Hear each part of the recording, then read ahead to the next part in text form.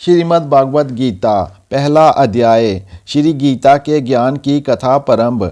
जब कौरव पांडव महाभारत के युद्ध को चले तब राजा धृतराष्ट्र ने कहा, मैं भी युद्ध को देखने चलूंगा। तब श्री व्यास जी ने कहा, हे राजन, नेत्रों के बिना क्या देखोगे। राजा धृतराष्ट्र ने कहा, देखूंगा नहीं तो श्रवण तो करूंगा। तब व्यास जी ने कहा, हे राजन, तेरा सारथी संजय जो कुछ महाभारत के युद्ध की लीला कुरुक्षेत्र में होगी सो जहाँ बैठा ही श्रवण करावेगा। व्यास जी के मुख से ये वचन सुन संजय ने विनती करी, हे प्रभु, जहाँ हस्तिनापुर में बैठे कुरुक्षेत्र की लीला कैसे जानूंगा तथा राजा को किस भांति कहूँगा। तब व्यास जी ने संजय को ये वचन कहा, हे संजय, मेरी कृपा से तुझे जहाँ ही सब दिखाई देगा। व्यास जी के इतना कहते ही संजय की दिव्य दृष्टि हो गई और बुद्धि भी दिव्य हो गई। अब आगे महाभारत के कौतुक कहते हैं सो सुनो। 7 अश्विनी सेना पांडवों की और 11 अश्विनी सेना कौरवों की, ये दोनों सेनाएं कुरुक्षेत्र में जब एकत्रित हुई तब धृतराष्ट्र ने पूछा, हे संजय, धर्म के क्षेत्र कुरुक्षेत्र में युद्ध की इच्छा से एकत्रित हुए मेरे और पांडु के पुत्रों ने क्या किया।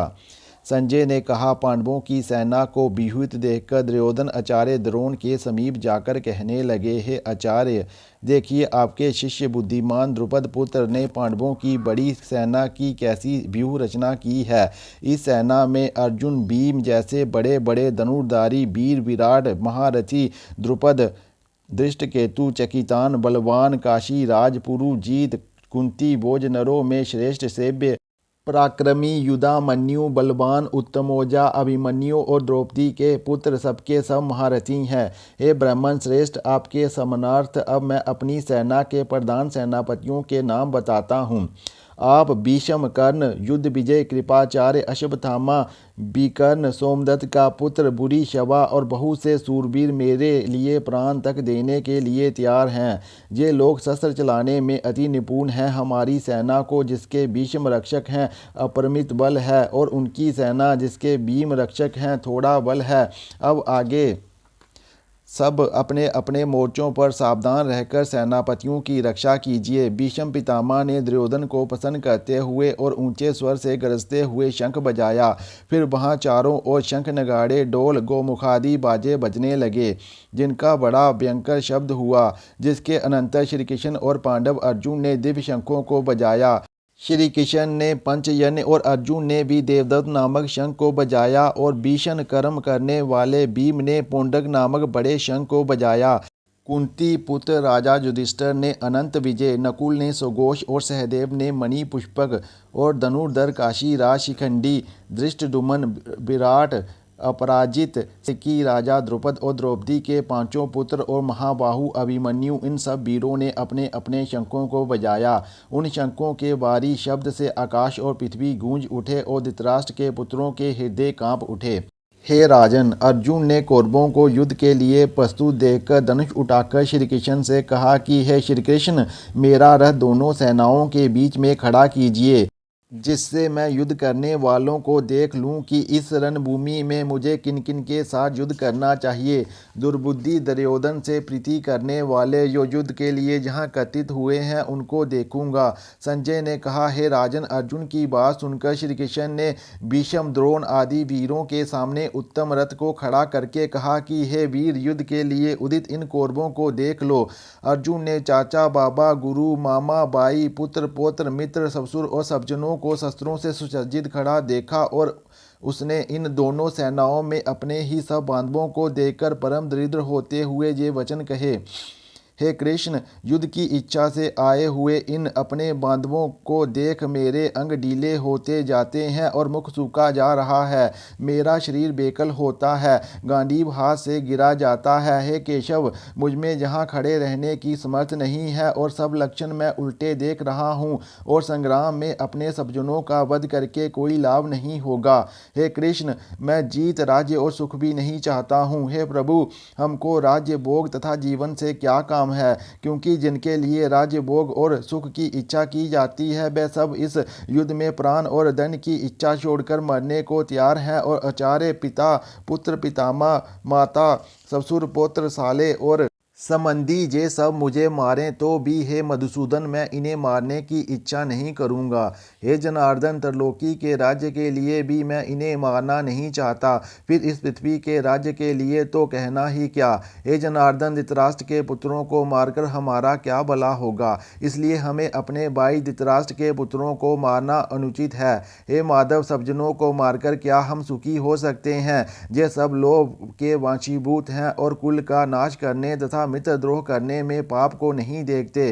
कुल नाश के दोष को जानते हुए भी हमको इस पातक से क्यों नहीं दूर रहना चाहिए। कुल का नाश होने से कुल के प्राचीन धर्म नष्ट हो जाते हैं, फिर धर्म नाश होने से कुल में पाप बढ़ता है। हे कृष्ण, पाप से कुल की स्त्रियां व्यभिचारिणी होती हैं, जिससे वर्ण शंकर संतानें उत्पन्न होती हैं। वह वर्ण शंकर जिन पुरुषों ने कुल को नष्ट किया है उनको तथा उस कुल को नरक में पहुंचाते हैं, क्योंकि श्राद्ध तर्पण आदि बंद हो जाते हैं। वर्ण शंकर बनाने वाले दोषों से कुल ध्वंसकों के जाति धर्म और कुल धर्म निरंतर नाश होते हैं। हे जनार्दन, मैंने बराबर सुना है कि कुल धर्म नष्ट होने से निश्चय नरकवास करना होता है। हाय, हम बड़ा पातक करने को तैयार हैं, जो राज्य सुख के लिए लोभ से सब जनों को मारने की कोशिश कर रहे हैं। शस्त्रों को दान किए हुए धृतराष्ट्र के पुत्र यदि मुझे शस्त्र रहित और उपायहीन का रणभूमि में बध कर डालें तो मेरा बहुत कल्याण हो। संजय ने कहा, हे राजन, ये कहकर दुखित होकर अर्जुन ने धनुष बाण फेंक दिए और रथ के पिछले भाग में जा बैठा। इत श्रीमद्भागवत गीता सुपनिषद सुब्रह्म विद्या योग शास्त्रे श्री कृष्ण अर्जुन संवादे विषाद योगी नामा प्रथमो अध्याय। श्रीमद्भागवत गीता पहले अध्याय का महात्म्य। एक समय माता पार्वती ने पूछा, हे महादेव जी, किस ज्ञान के बल से आपको संसार के लोग शिव कहकर पूजते हैं। मृगशाला ओढ़े, अंगों में शमशानों की विभूति लगाए, गले में सर्प और मुंडों की माला पहन रहे हो। इनमें से तो कोई पवित्र नहीं है, फिर आप किस ज्ञान से पवित्र हो, वह आप कृपा कर मुझे कहिए। श्री महादेव जी बोले, हे प्रिय, सुनो, गीता ज्ञान को हृदय में दान करने से मैं पवित्र हूँ और उस ज्ञान से मुझे बाहर के कर्म नहीं व्यापते। तब पार्वती ने कहा, हे भगवान, जिस गीता ज्ञान की आप ऐसी स्तुति करते हैं उसके श्रवण करने से कोई कृतार्थ भी हुआ है। तब महादेव जी ने कहा, इस ज्ञान को सुनकर बहुत से जीव कृतार्थ हुए हैं और आगे भी होंगे। मैं तुमको एक पुरातन कथा सुनाता हूँ, तुम श्रवण करो। एक समय पाताल लोक में शेषनाग की शैया पर श्री नारायण जी नैन मूंदकर अपने आनंद में मगन थे।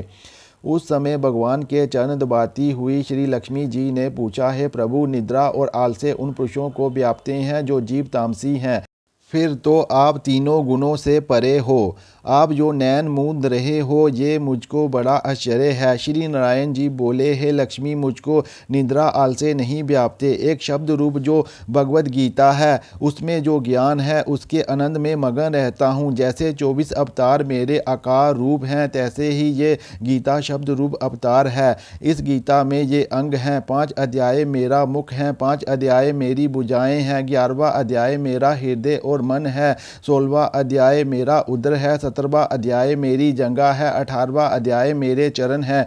सब गीता के जो श्लोक हैं सो मेरी नाड़ियां हैं, और जो गीता के अक्षर हैं सो मेरे रोम हैं।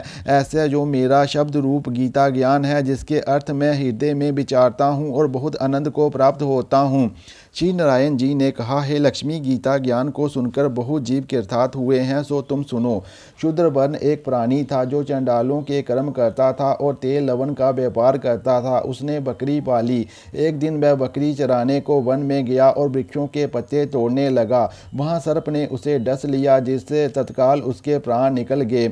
मरकर उसने बहुत नरक भोगे। फिर बैल का जन्म पाया। उस बैल को भिक्षुक ने मोह ले लिया। वह भिक्षुक उस पर चढ़कर सारा दिन भिक्षा मांगता फिरे। जो कुछ मिले मांगकर लावे, वह कुटुंब के साथ मिलकर खावे। वह बैल सारी रात द्वार पर बंधा रहे, उसके खाने पीने की भी खबर ना लेवे। कुछ थोड़ा सा भूसा उसके आगे डाल देवे। जब दिन चढ़े फिर बैल पर चढ़कर मांगता फिरे। कई दिन गुजरे तो वह बैल भूख के मारा गिर पड़ा, पर उसके प्राण नहीं छूटे। नगर के लोग देखा करें, कोई तीर्थ का फल दे, कोई व्रत का फल दे, पर उस बैल के प्राण नहीं छूटे।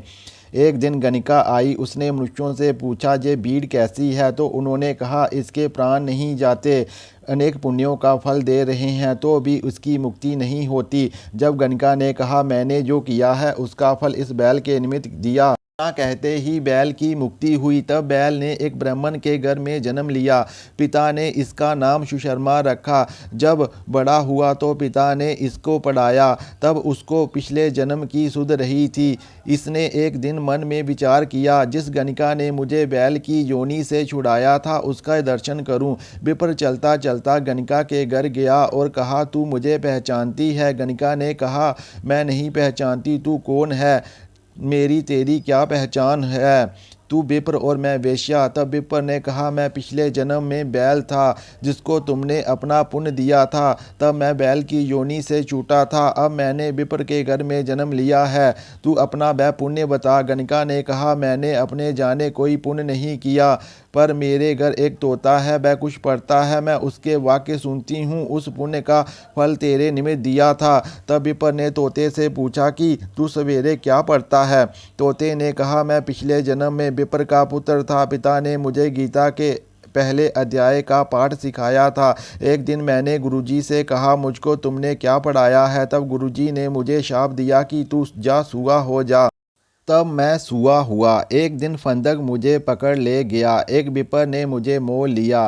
वह विप्र भी अपने पुत्र को गीता का पाठ सिखाता था। तब मैंने भी वह पाठ सीख लिया। एक दिन विप्र के घर चोर घुस पड़े। उनको धन प्राप्त नहीं हुआ तो पिंजरा उठा ले गए। उन चोरों की ये गणिका मित्र थी। मुझे इसके पास ले आए, सो मैं नित्य गीता जी के पहले अध्याय का पाठ करता हूँ। वही ये गणिका सुनती है, पर इस गणिका की समझ में नहीं आता जो मैं पढ़ता हूँ। वही पुण्य तेरे निमित्त दिया था। सो हे लक्ष्मी, गणिका ने भी भले काम ग्रहण किए। नित्य प्रति स्नान करे और गीता के पहले अध्याय का पाठ करे। इससे उसकी मुक्ति हुई। श्री नारायण ने कहा, लक्ष्मी, जो कोई अजान कर भी गीता का पाठ करे या श्रवण करे उसको भी मुक्ति मिलेगी।